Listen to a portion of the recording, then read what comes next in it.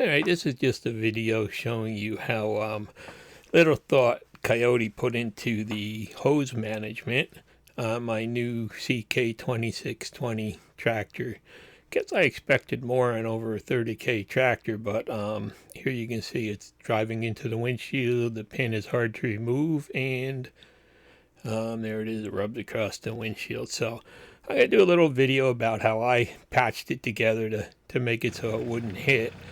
But we'll go back to when I put the grapple on, and I first realized that there was a problem there. When I went over about halfway high on the loader, it started rubbing on the windshield, the cables there, and kind of sliding across it. And you could see if there was any dirt or anything on that hose sheet to scratch the windshield. And I think when it gets cold and everything's stiff, there's probably a good chance you could damage the windshield. So, this really didn't make me happy. It's the first thing but the only thing I don't like on it so far.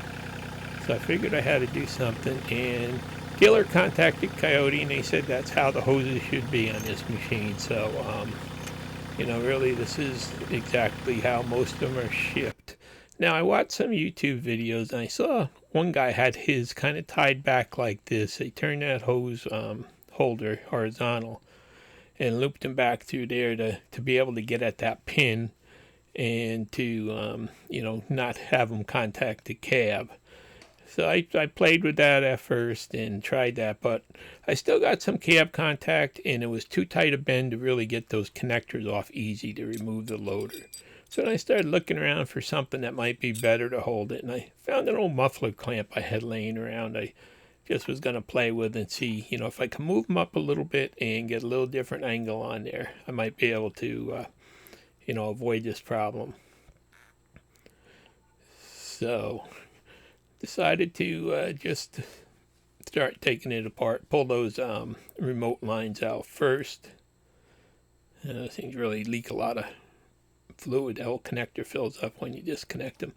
But I decided to pull these out and see if they were the problem. And nope, it still hit when I had it. I put it vertical again, still hit, and still had a problem with the blockage of that pin.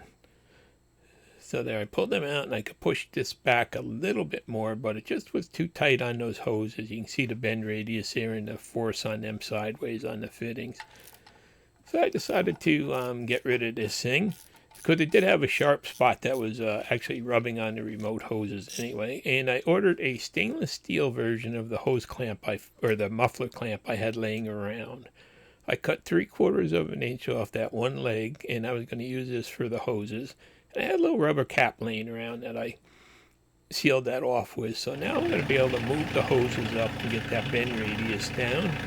And you can see it's a real cob job, but this shows me that I'm no longer going to be hitting the windshield there. And I can adjust that. I left it kind of loose so I can get the right angle of the dangle and make sure the hose is not plugged. But this looked like it would do the job for me. It's not right to have to mess with something like this and have the cob job like this on a new machine, but that's what you get. You save money on a Kioti, but you have to deal with certain things. So anyhow, I had some nice neoprene rubber I decided I'd put around there in the area where that clamp is going to go. Kind of allow it to, so I don't damage cables and stuff. Hopefully soften that bend radius on there and stuff.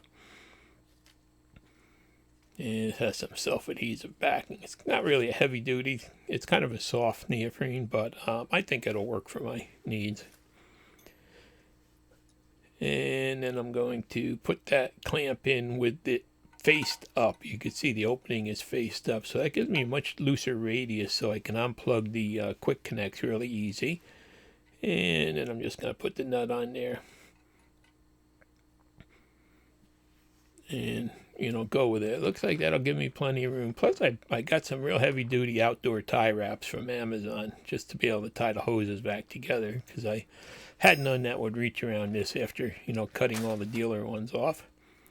So I'm just going to put some of these on here to make sure that I can't slide back out of that loop.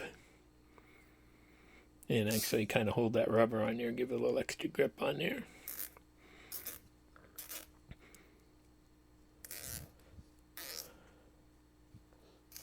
And I know I've seen some people play with different, things trying to overcome this, but nobody's really done a good job at it yet. So I'm just wondering what everybody else has done.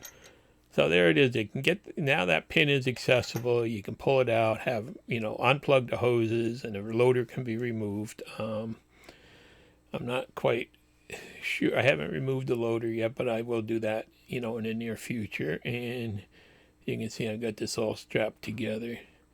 Boy, that third function kit that you pay $1,500 to have installed on this tractor is really kind of garbage. You can see how it wraps behind the hoses and stuff. And I guess I'll have to make some steel lines or something in the future to fix that up. That's really poorly thought out too, from what I'm seeing. But anyhow, it works. And I just wound up, you can see it gets behind the other hoses, pushes them out, and I had to put a kink in there to make up for the loop once I twisted that a little bit. So that's going to need some work in the future too, but it's one of those things, you save money on the tractor and it's not going to be 100% perfect. So here it is,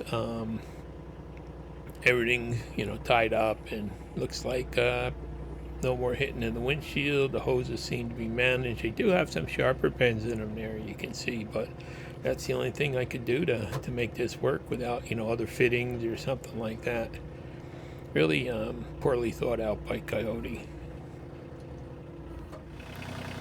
And there you can see. So in the long run, I guess it's better to have hoses wear out from the radiuses and stuff than have a windshield crack from a hose, driving back into it in a cold weather or something like that.